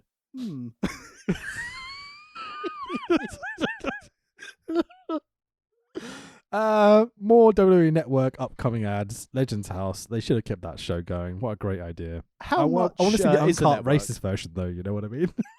How much is the network? Do they tell us on this? Oh, I don't know. I can't remember. Hmm. Sledgehammer down my face, $9.99. Oh, you don't say. But Legends House, wouldn't you love to see like an uncut, like, you know, misogynistic, racist version of this, like the real people stuff? I mean, I'm pretty sure they did. Did you ever watch it? Start to finish? No. Right. Are you legitimate? Seriously, right? The first episode, they have all the legends. I'm gonna have to go arrive. watch it now. Oh, Let's go genuinely. watch it now. Fuck this show. Let's go watch that instead. That'd be great. What's so good about it is like the first show, they have all the legends arrive. It's quite good. And then they have a very young, attractive lady who's basically like the host of the show turn up. And you see like Jim Duggan instantly get hard as this woman walks in. It's like, oh, hello. And they go and introduce themselves to their neighbours. It's genuinely great show. Yeah, I love the idea of it. Like you look at those characters, like and how much cocaine they've done over the years. And I'm just like, those brains are fried. This is going to be awesome. Hillbilly Jim, basically the only person who's got out of wrestling and gone, God, these guys are weird, aren't they? Yeah, fucking A. It's a shame for fame. Lobster head. Still the best theme on this show by a mile. Sheamus versus, guess excited everyone, it's El Hijo de Perfect. Yay. I love ice cream, Henning. I know what you've done there. You've taken a Loz ice creams gimmick and then added Henning in there. But you've missed the lucha bit. You've just gone for ice cream. Yeah, exactly. That's the fun part. Rather than going El Hijo to ice cream, I've got ice cream Henning. Funny. It's also funny when I have to explain it to my... There's nothing lucha about ice cream. You understand that, right? Why that joke doesn't work for anyone else apart from me, which is fine. I appreciate it. But... Yeah, exactly. Okay. I was so disappointed I didn't win his ring gear. That would have been amazing. Oh, yeah, facts, absolutely. I'm not sure that Perfect Cito is really worthy of this remix of his dad's theme. Oh, God, no. God, no. Weird, isn't it? He even has a t-shirt that says, better than perfect. I'm like, huh? Are you sure, mate? No. No.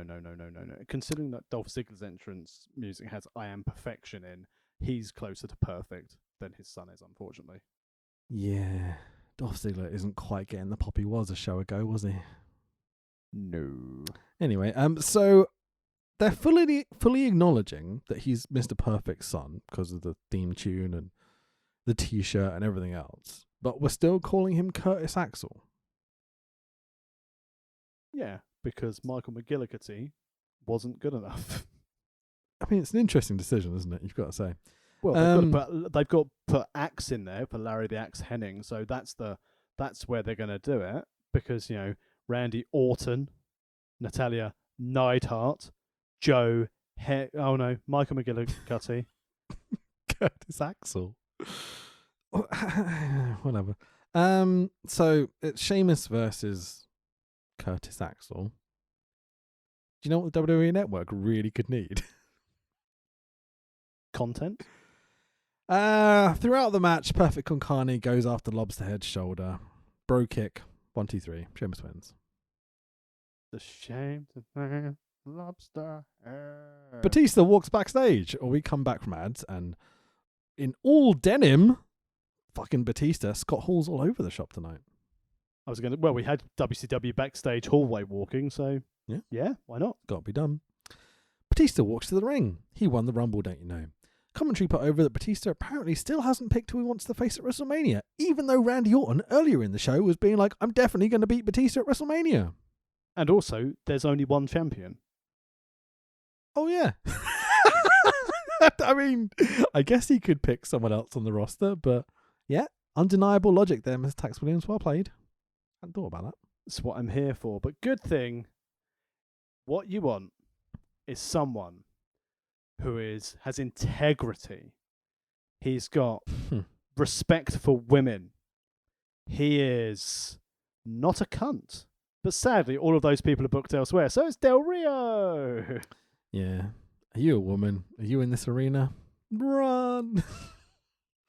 Bertie River interrupts Big Dave, chats some bollocks. Batista needs a warm up for Mania, I guess.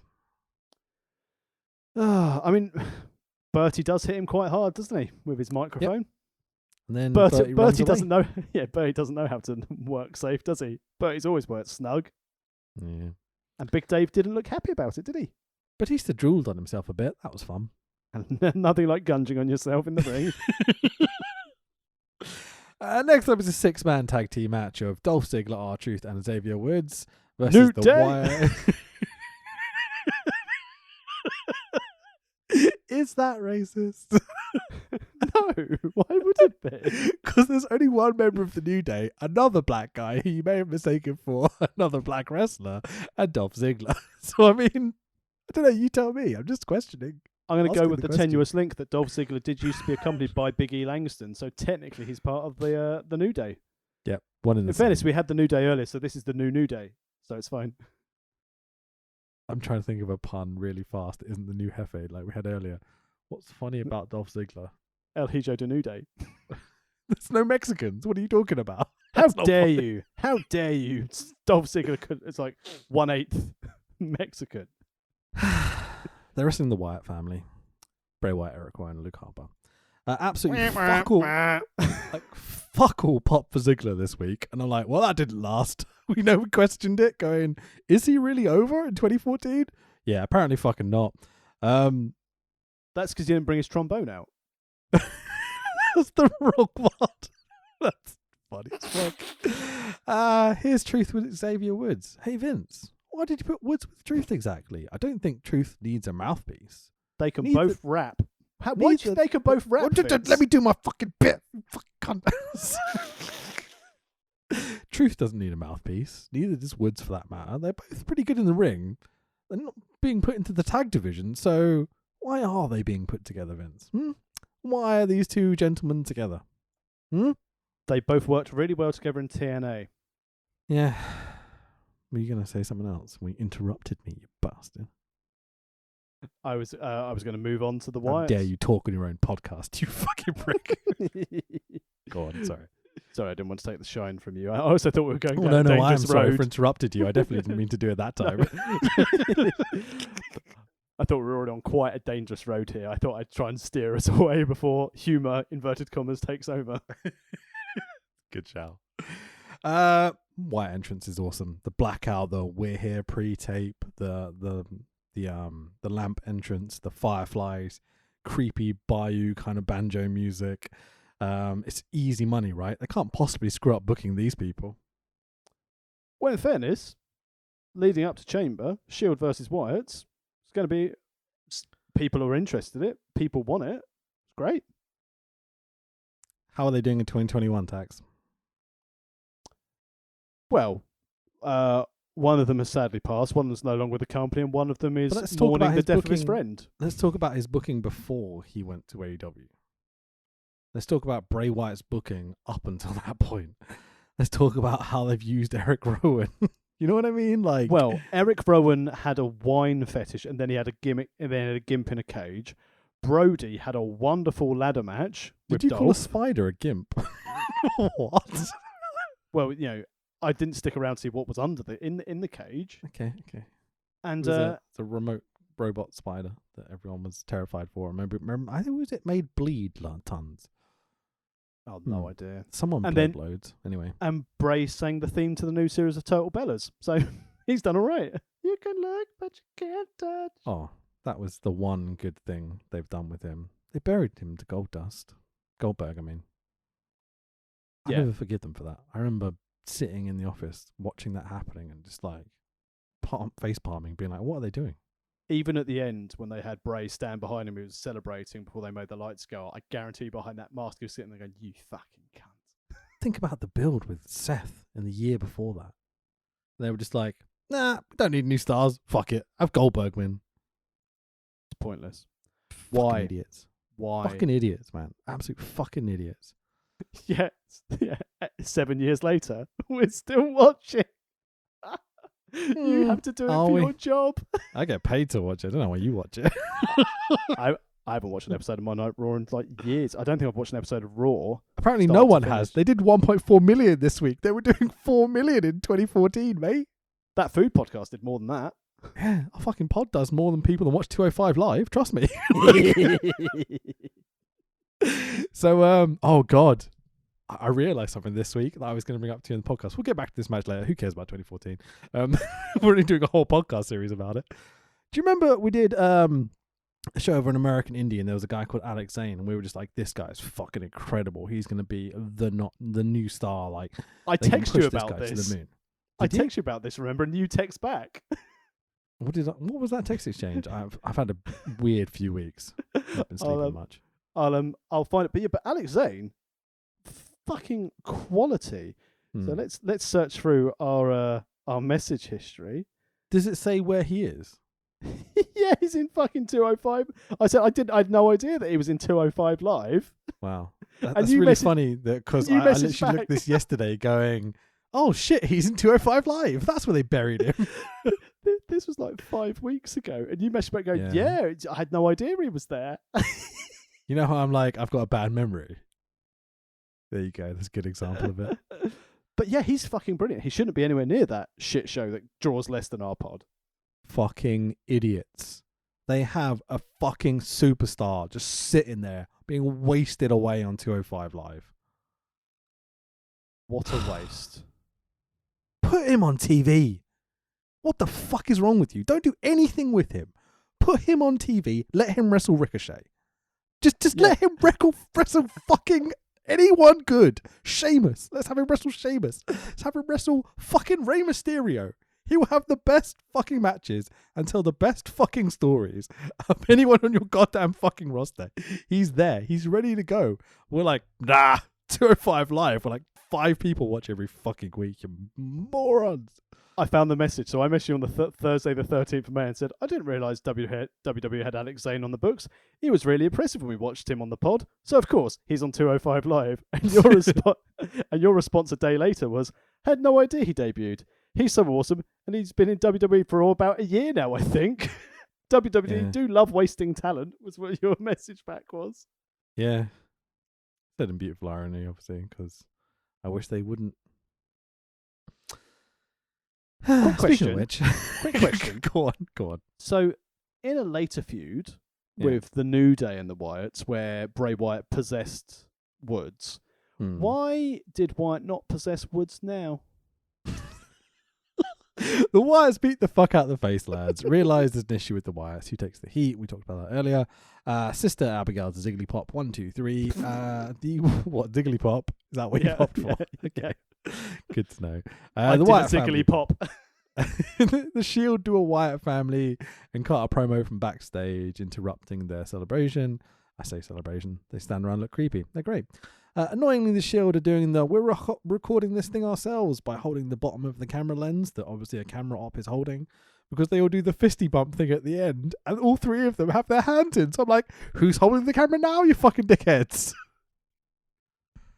Oh, the big dog Awful. is. Yeah. Is that what he calls it?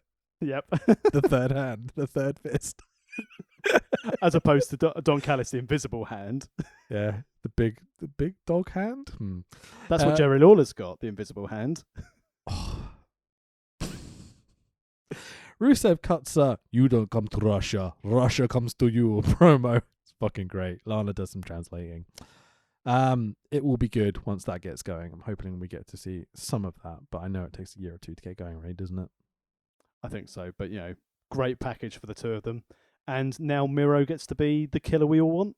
Oh, literally the best guy in wrestling right now. I say to you every single fucking week, best promo, best in ring, best character, best gear, best moveset. Like, he's just the fucking best. I literally would have him come out, smash Kenny Omega next week on Dynamite, fuck every other story to the side, and have Miro squash Kenny Omega in 2 seconds and give him that fucking belt and let him run, because he is fucking ready. Do you think the pop when Hangman wins would be better beating Miro than it would with Kenny, though? No, but I don't think Hangman's ready. I think Miro is. Agreed. I like Hangman, but he's still not head of the company while they're still trying to build an audience. Yeah. You need to have Hangman be like an option, and then Miro comes in and smashes all of them, and just like, no. This is my belt, my fucking company. I would have him be the fucking Hulk Hogan, the Macho Man, or whatever, the Austin, whatever you want to do. I'd base everything on Miro right now. I think he's that fucking good. I was going to say, and again, I know we're sort of running close to time, but imagine they basically have Miro go after Hangman, and this is what turns Kenny back, and then it's face Kenny versus heel Miro. So basically, Kenny comes back to defend Hangman, and it's like, if you really want to protect him, you want to stop me killing him? Put your belt on the line. Then goes in, kills Omega instead, and then Hangman and Kenny can get back together as friends and unite over a common enemy. Yeah. You know what I would do? I would have, if you can eventually get to the point where you're turning Kenny face, I have like somehow get him married to New Japan and have him squash Ibushi, like, and beat the shit out of him, and just constantly talk to the camera and be like, Kenny, I'm coming for you, Kenny. You know, he's so good, so fucking good. New Japan would never go for that, but it would be fucking hilarious. You know what else is good? Naomi versus Aksana. So, Tax, do you know what the WWE Network could really use? AJ Lee with Tamina is here to jump on commentary. AJ Lee tells us that she took the pinfall last week to Naomi because she was distracted by, and I quote here, glitter, estrogen, and many other girls. The other great thing, as Naomi throws forearms in the corner, AJ calls her a very sexy baked potato. AJ Lee just flat out burying everyone right now. She has a moment where she goes, "Oh, I just buried Naomi. I don't hate Naomi. I think she's got a lot of potential." So says some nice things about her, but she did call her a baked potato 2 seconds before it. So, and shortly after that, like, Michael Cole goes, and obviously you can't discredit having Cameron at ringside. And then AJ went, yeah, Cameron, she's a really good cheerleader. Glorified cheerleader. It's fucking awesome. AJ Lee is banter, man. She just doesn't give a fuck, looking to be fired, wants to go off with Punk, obviously, at this point. Had enough. She's still the champ. It's fucking great. There's a point where Roxana is standing over Naomi. And what happens, Stax?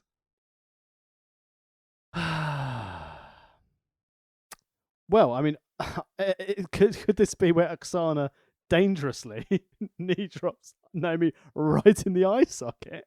It's fucking unbelievable. She just stiff as fuck slams a knee into Naomi's eye socket. And the ref has to check on Naomi after some real sloppy, like, get the fuck off me pinfall attempt. And you can literally hear Naomi going, I've got it, go away. Frustration to the ref. Like, she's like, this fucking cunt just kneed me in the eye. What the fuck? She drops all her body weight on that knee. It's fucking Oksana's awful. That's classic Lithuanian shoot style. Naomi does a split-legged moonsault RVD a style for the 1-2-3 because obviously, RVD setup moves are great for Divas finishes apparently. The Pterodactyls of Funky Town get the better of Alicia Fox. Like that, yeah, good. And AJ poses with the New Japan World Heavyweight Championship.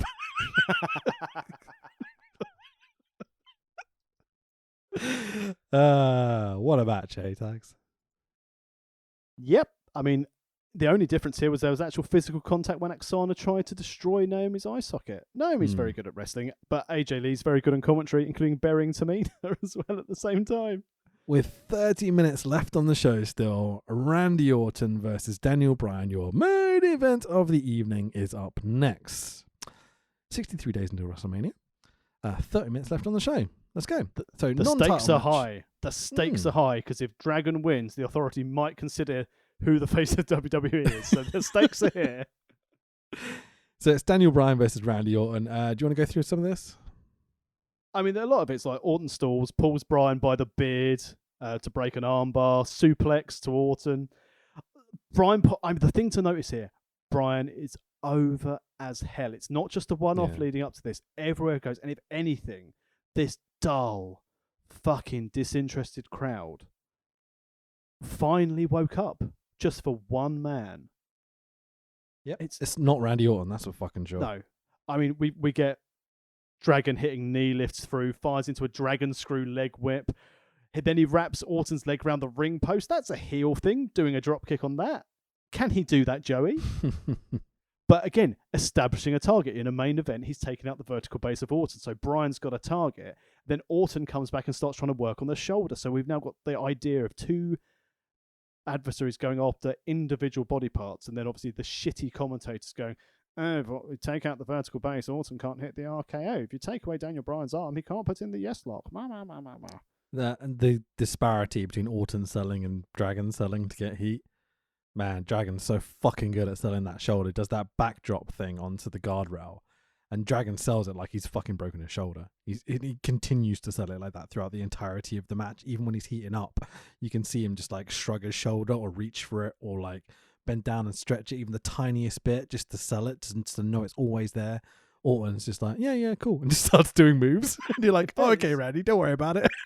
The only time Orton does any selling is when Dragon goes top rope, Hurricane Rana, then applies the surfboard, and Orton sounds like me trying to get it out before my daughter wakes up in my wife.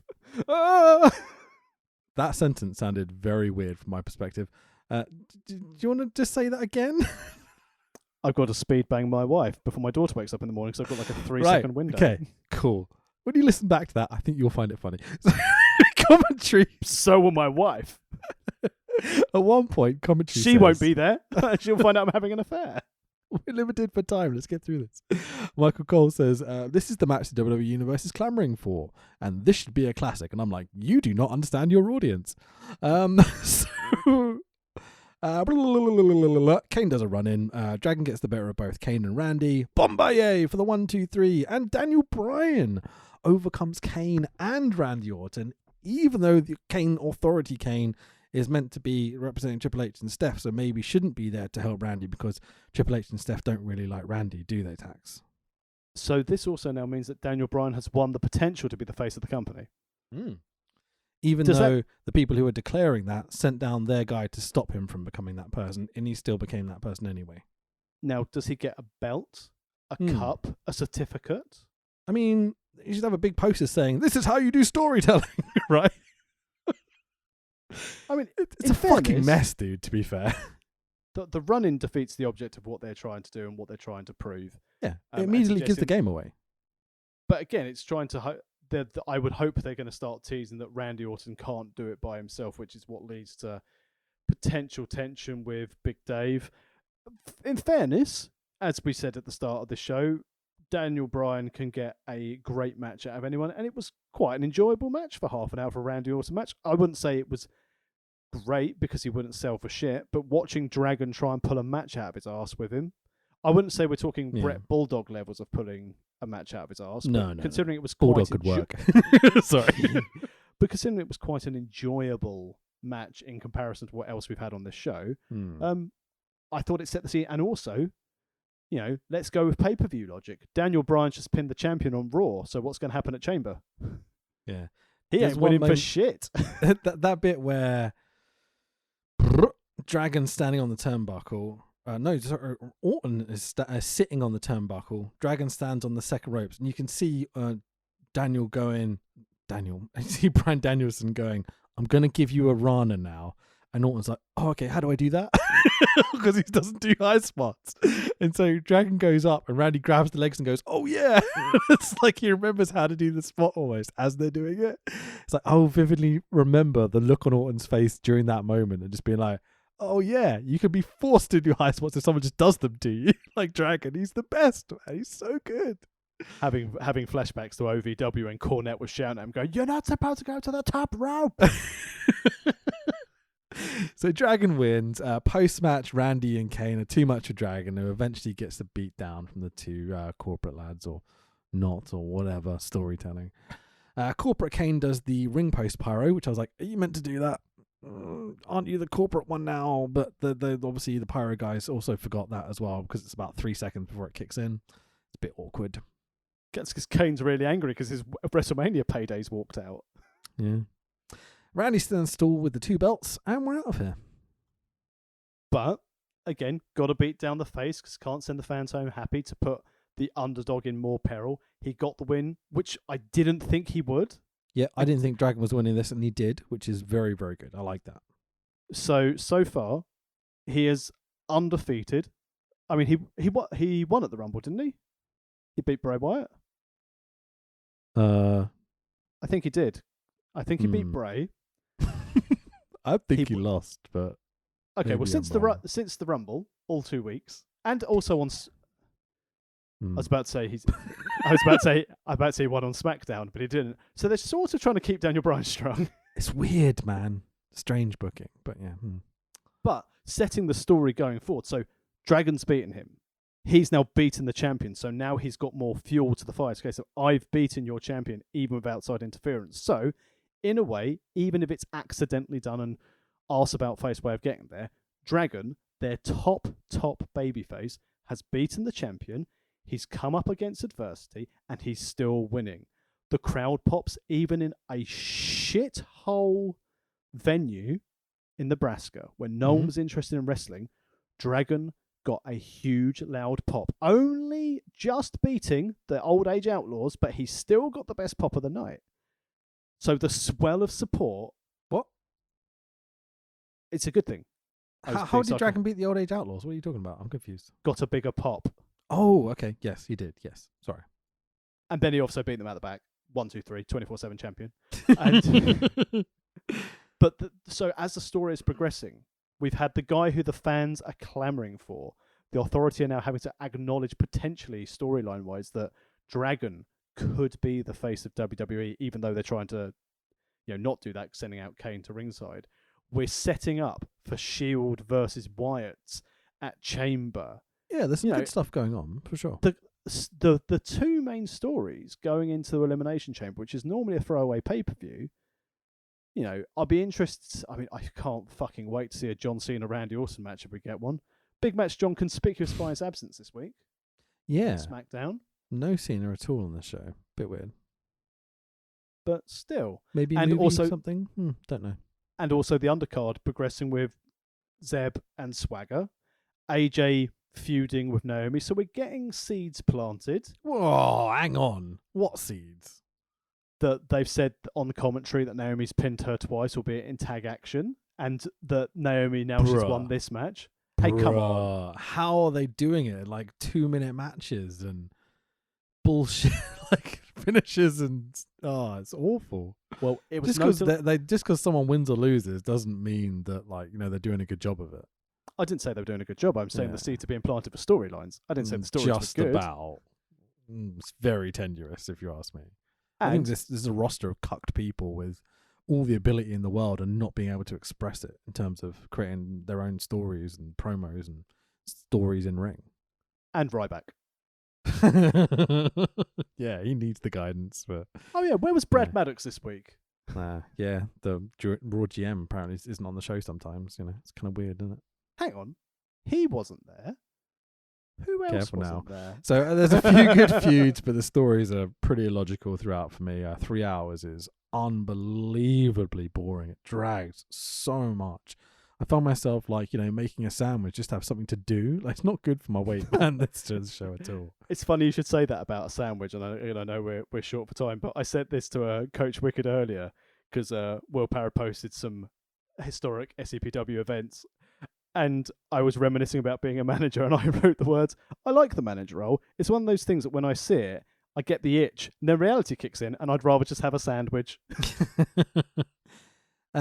Just to finish off my thing about this show, there's so many attempts to be funny or entertaining in the scripting of this show, and all of it falls a long way short to me. I don't know whether that's the writer's fault or Vince's fault or the talent's fault. I don't think it's the talent, if I'm totally honest.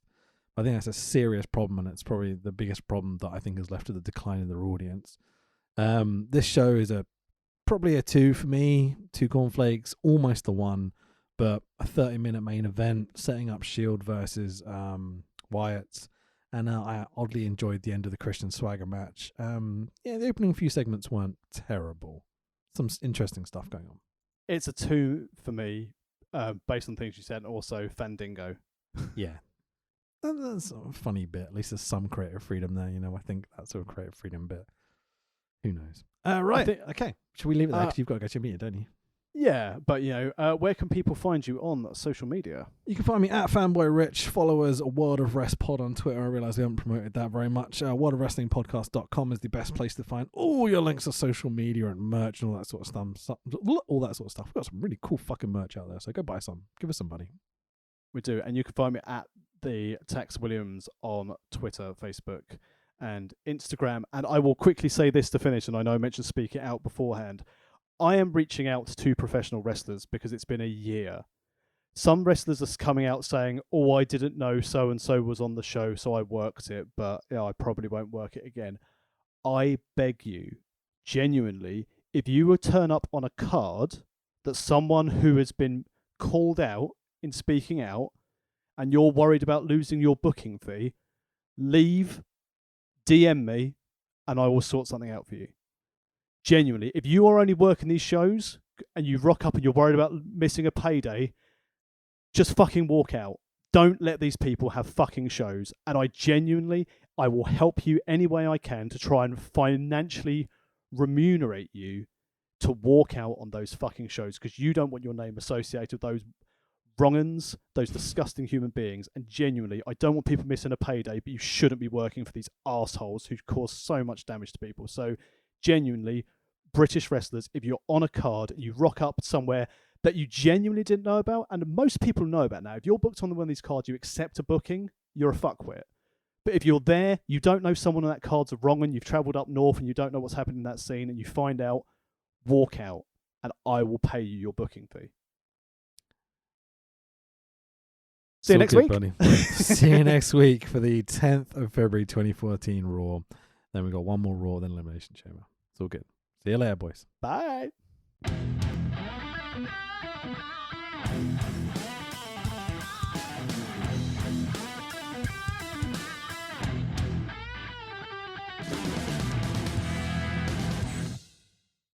The louder you guys are, the better the wrestlers will perform for you tonight. And that's why I kicked your leg out of your leg.